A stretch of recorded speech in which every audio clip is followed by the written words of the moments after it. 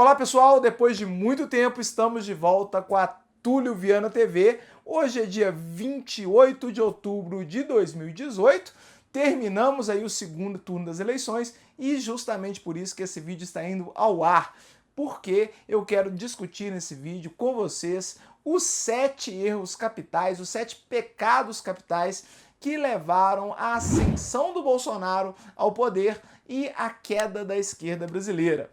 Já adianto para vocês que se vocês não estão dispostos a fazerem autocrítica, se vocês não estão dispostos a ouvirem os erros da esquerda, que não foram poucos e que foram graves, então nem precisa assistir esse vídeo até o final, porque você só vai passar raiva.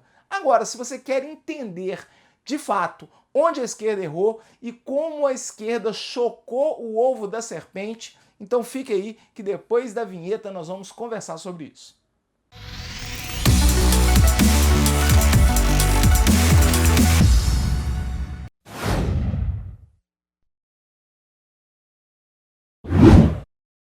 O primeiro grande erro da esquerda brasileira é até hoje insistir no pressuposto da luta de classes, naquela ideia de que nós vivemos num mundo, numa sociedade, onde os ricos e pobres estão num eterno conflito e que, nesse conflito, os pobres têm que passar por cima dos ricos e ponto, acabou. E no caso, o PT representaria então os interesses dos pobres, trabalhadores, e do outro lado nós estaríamos aí a classe dominante, os ricos que só querem saber de ferrar o trabalhador. Essa lógica, que é muito própria do pensamento marxista, que trabalha com a dialética aí, de uma luta constante entre as classes, ela não favorece em absolutamente nada um projeto de união nacional, um projeto de desenvolvimento nacional, porque ela trabalha com a ideia de que as classes sociais são inimigas, que elas não cooperam entre si. E no capitalismo, o que acontece na maioria das vezes são as classes cooperando. O capitalista não consegue ganhar dinheiro se o trabalhador não trabalhar bem para ele, e também o trabalhador sozinho, sem os meios de produção, não consegue produzir tanta riqueza quanto ele consegue produzir dentro de uma estrutura de uma empresa. Então, essa lógica da luta de classes, em si, ela já é muito equivocada, ainda mais em um país com um número de microempresas gigantesco como é o nosso, em que grande parte da população brasileira, ela não é nem um grande industrial ou um grande empresário, nem um trabalhador, digamos assim, assalariado, mas sim um pequeno empresário que contribui muito na produção da riqueza nacional. A esquerda brasileira não percebe isso, ela continua trabalhando na dicotomia simplista de que ou você tem o trabalhador que trabalha lá na fábrica, no chão de fábrica e é assalariado, ou você tem o grande industrial. Porém, a maioria da população brasileira não se enquadra em nenhuma dessas categorias. Nós temos uma boa parcela de pessoas que estão ali numa classe média de microempresários, de microempreendedores, que estão produzindo muita riqueza e que não são contemplados por esse discurso da luta de classes. E não bastasse esse discurso da luta de classes, que já é muito anacrônico, que lembra muito a década de 70, na Guerra Fria, com o Muro de Berlim ainda em pé. Hoje os tempos são outros, nós temos realidades muito distintas. Então, o que a esquerda fez? Ela procurou se atualizar, só que da pior forma possível. Em vez dela trabalhar com a ideia da cooperação entre as classes, da cooperação entre todas as pessoas do país, ela começou a incorporar elementos de uma luta racial que existe nos Estados Unidos, numa luta de gênero também, e uma luta de N outros segmentos sociais, transformando o que era uma luta de classes entre ricos e pobres, como era defendido pelo PT ali na década de 80, depois na década de 90, passou a incorporar também uma luta de raças, uma luta de gênero, de homens contra as mulheres, de heterossexuais contra homossexuais. Ela incorporou um discurso do inimigo de uma forma muito forte. A esquerda identitária traz para a sociedade brasileira a lógica de inimigo. Não que essas questões não sejam importantes e não que elas não tenham que ser colocadas na pauta. Claro que tem. O problema muitas vezes foi como isso foi colocado, de uma forma a incentivar uma rivalidade, a incentivar um conflito. e não simplesmente trabalhar com a lógica de que todas as pessoas, por serem humanas, elas merecem direitos humanos, elas merecem respeitos como pessoa humana que são. E isso, então, acabou contribuindo para um antagonismo ainda maior. O Bolsonaro soube explorar isso muito bem, colocando-se justamente do outro lado, na outra ponta, na outra liderança. Se existe o PT liberando os fracos e oprimidos, é evidentemente que vai existir também do outro lado alguém para liderar, digamos assim, os fortes, né, os opressores. Só que eles não se veem como opressores e, claro, criaram um discurso de união nacional, que é, de fato, um discurso positivo. Eu não vejo o discurso de união nacional como errado, não. Eu acho problemático, sim, esse discurso do inimigo. Isso fica muito claro quando o PT pede voto, por exemplo. Ou você vota com a gente ou você é nosso inimigo. Mesmo quem declarou voto nulo ou branco era cobrado pela militância petista como um inimigo, como se fosse alguém que, se não está do lado do PT, está do outro lado e, portanto, é um inimigo, é um fascista. E a partir daí eles criaram uma lógica de quem não está comigo é meu inimigo. Quem não vota comigo é meu inimigo, né? Então, inclusive para as pessoas que votaram branco ou nulo, se você não vota com eles, você acaba sendo inimigo. Esse discurso é muito intolerante e esse discurso gera muita antipatia social. E claro, agora vamos todos pagar esse preço aí com o Bolsonaro governando todos os brasileiros, porque, afinal de contas, esse discurso não vingou. Ele se tornou intolerável para boa parte da população, que acabou escolhendo o Bolsonaro como um mal menor aí dentro de tudo que o PT representava.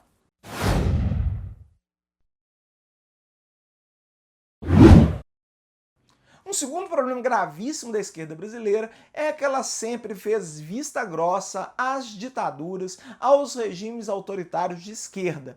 O melhor modelo disso é Cuba, né, que a esquerda sempre passou pano para a ditadura cubana, mas não só Cuba, mais recentemente o caso da Venezuela, que até muito pouco tempo atrás o PT defendia com unhas e dentes como se fosse um governo popular, um governo legítimo, uma democracia. E isso acabou desautorizando o PT e desautorizando a esquerda de uma forma geral de criticar discursos autoritários da direita. Porque com qual autoridade moral o PT vai apontar o dedo para o oponente e dizer que ele faz apologia à ditadura se o próprio PT, se a própria esquerda brasileira sempre fez vista grossas a governos autoritários de esquerda? E vou além, o PCdoB, inclusive, em seu site, colocou notas já fazendo a defesa da ditadura da Coreia do Norte. Isso é um fato histórico que pode ser facilmente comprovado com uma busca no Google.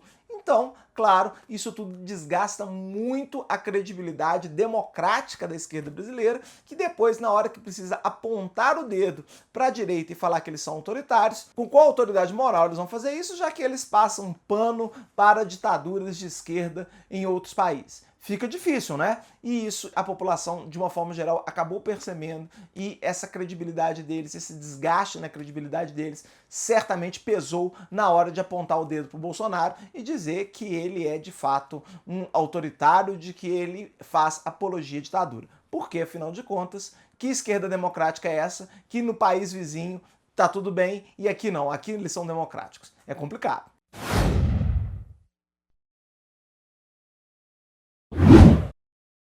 Um terceiro grave problema do PT é o conspiracionismo. O PT sempre trabalhou com a ideia de que o inimigo está conspirando. É a mídia institucional que é golpista, a Folha de São Paulo é golpista, o Estado de São Paulo é golpista, as revistas são golpistas, a Globo é uma grande golpista. Então, ao longo dos anos, o PT sempre firmou na população uma descrença nos meios institucionais de comunicação, na imprensa institucional. E Bolsonaro soube explorar isso muito bem. O discurso do Bolsonaro é muito parecido com o discurso da esquerda. Ele também coloca em xeque a isenção, a credibilidade da Rede Globo, dos jornais, e procura dizer que, na verdade, eles são contra ele, que ele é uma grande vítima dessa imprensa golpista que existe por aí. Inclusive, eles usam esse mesmo termo que foi usado durante tantos anos pelo PT, imprensa golpista, mídia golpista. E a Rede Globo, então, é a grande vilã aí contra eles.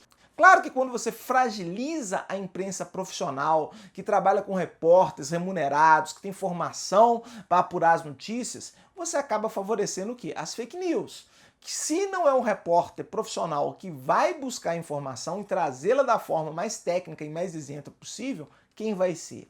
Então vai ser realmente as notícias do WhatsApp, a notícia do Facebook, a notícia do Twitter, das redes sociais, que são notícias muitas vezes fabricadas, às vezes escancaradamente falsas e às vezes hiperpartidarizadas, mostrando somente um lado da situação. Isso começou com o PT e isso continua agora com o Bolsonaro. Mudou o polo, saiu da esquerda e passou para a direita. Mas continua sim uma fabricação da verdade, um ministério da verdade aí, só que em vez do Ministério da Verdade impor que a verdade seja divulgada por uma mídia institucional, pelas grandes corporações midiáticas, ele o faz por meio de fake news através de redes sociais. Então esse descrédito da mídia institucional pesou certamente muito na ascensão do Bolsonaro e quem começou com isso foi o PT. Além disso, nós também temos o descrédito das instituições de uma forma geral, porque dentro dessa lógica conspiracionista que o PT tanto chocou aí e que agora o Bolsonaro vai se aproveitar dela, muitas vezes o judiciário é colocado como golpista, o Ministério Público, a polícia, é todo mundo conspirando contra eles. Parecem que eles estão sendo atacados de todos os lados de uma forma injusta, que o mundo está contra eles. Então esse discurso de martirização, de conspiração, de que está todo mundo querendo prejudicá-los injustamente, é retomado pelo Bolsonaro, só que agora do lado da direita. E como a esquerda já fixou essa descrença geral na população em relação a essas instituições, o Bolsonaro tem se aproveitado disso muito bem e trabalhado agora só no outro polo, mas com a mesma tática, exatamente a mesma tática de descrédito às instituições e de conspiracionismo assim, gigantesco.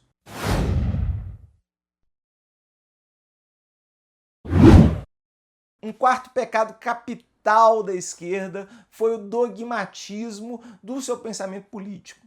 A esquerda parece não estar disposta a ouvir a população. Ela está disposta a impor seus pontos de vista. Quem ousasse discordar dela era duramente criticado, era às vezes verbalmente agredido, e isso realmente torna qualquer diálogo impossível. Quando se tem uma cartilha previamente definida e quem não concorda com ela é naturalmente considerado um inimigo, isso fecha qualquer tipo de porta para o diálogo. É preciso que as ideias sejam colocadas à mesa para debate. Se elas são colocadas à mesa de forma dogmática, sem espaço para contra-argumentação, sem espaço para um meia-culpa, sem espaço para mudar de ideia, isso não é um debate democrático e, evidentemente, não favorece nada o diálogo. Então a gente viu isso muito nessas eleições, os petistas quase que exigindo voto, como se eles tivessem condições morais de exigir alguma coisa de alguém. E, é claro, Bolsonaro se aproveitou muito disso, desse dogmatismo, e está criando esse modelo dogmático também em seus eleitores, que se refere a ele como o mito, né? Como uma figura mitológica, uma figura que não erra, uma figura que sabe o que é o bem para a nação. O que é muito problemático, sem dúvida, porque quando o raciocínio crítico cede espaço a verdades prontas, a cartilhas e a dogmatismo, a democracia sempre vai ficar em risco. Ainda mais se nós pensarmos que o perfil do Bolsonaro não é propriamente de um democrata.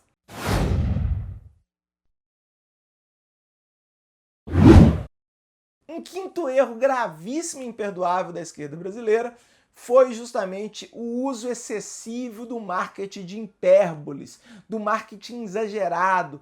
Hipérbole, para quem não sabe, é aquela figura de linguagem do exagero. Quando eu digo que tenho 1000 coisas para fazer, evidentemente eu não tenho 1000 coisas, eu tenho, sei lá, 10 coisas para fazer que estão tomando todo o tempo. Mas aí eu exagero e falo que tenho 1000 coisas para fazer. O marketing da esquerda brasileira sempre se pautou muito nisso. Pegar o impeachment e exagerar o impeachment e dizer que ele foi um golpe contra a democracia. Pegar problemas que existem no Estado Democrático de Direito e dizer que nós vivemos num estado de exceção. Quer dizer, todas essas formas hiperbólicas, esse discurso do exagero, ele acaba agora cobrando seu preço. Porque quando a esquerda aponta para o Bolsonaro e chama ele de fascista, quando a esquerda diz o outro candidato é fascista, a população não consegue interpretar isso mais literalmente, porque ela pensa que mais uma vez o que está sendo utilizado é uma hipérbole, que é mais uma vez a esquerda exagerando, como exagerou quando chamou o impeachment de golpe, como exagerou quando diz que é estado de exceção. Então, tudo isso acaba gerando um descrédito muito grande daqueles que defendem a esquerda brasileira por conta das hipérboles. É possível que o Bolsonaro seja uma ameaça real ao Estado Democrático de Direito? Eu particularmente acho que sim, não tanto quanto dizem por aí. Não acho que seja na esfera assim de que vai no dia 1º de janeiro termos um novo AI-5 e as instituições vão cair do dia para a noite. Não, é preciso ficar atento. Agora, o fato é que como a esquerda banalizou muito os termos golpe, o termo fascismo mesmo, isso vai tornar difícil apontar esses problemas institucionais graves, se e quando aparecerem, porque a esquerda perdeu a credibilidade dela. E na hora que houver realmente um perigo real de um fascismo ou um perigo real de um golpe de Estado, realmente vai ser difícil alguém levar a sério, porque se tudo foi golpe, se todo mundo é fascista, na hora que o golpe de fato estiver na iminência de ocorrer e na hora que o fascista realmente for fascista, talvez ninguém mais acredite.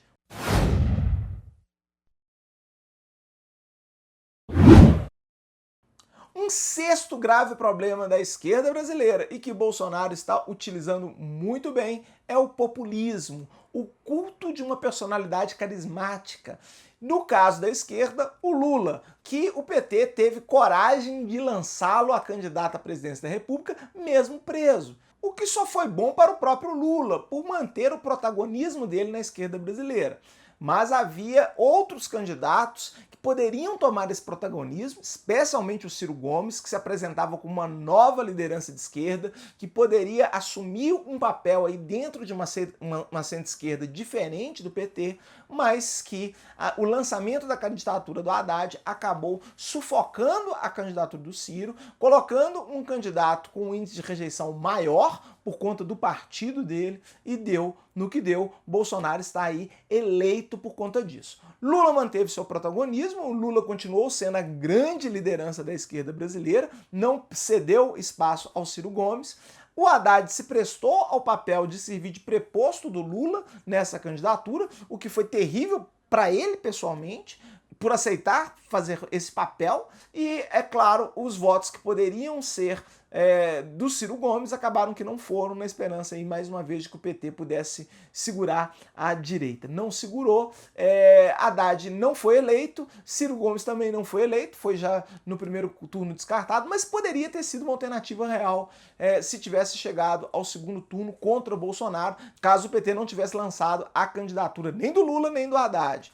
Ou talvez somente a do Haddad, sem lançar antes a do Lula. O fato é que esse tumulto provocado pelo PT em torno de um líder carismático é tipicamente populista.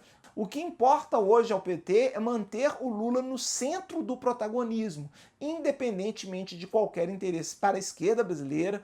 E aí, claro, foi ruim para o Ciro Gomes, foi ruim para a esquerda de uma forma geral, que não teve competitividade forte nas eleições por conta do alto índice de rejeição do PT, que é um índice, inclusive, muito justificável, essa rejeição que existe no PT na sociedade, e acabou que deu no que deu. Todos pagaremos o preço aí das aventuras do PT e do Lula de quererem se manter aí como grandes líderes da esquerda brasileira. E vão querer se manter agora também como líderes da oposição, mantendo a esquerda ali gravitando em torno do Lula e gravitando em torno do PT. Se assim for, Bolsonaro vai deitar e rolar, porque essa é uma liderança com um índice de rejeição gigantesco que a maior parte da população brasileira simplesmente não suporta mais, e particularmente acho com toda razão.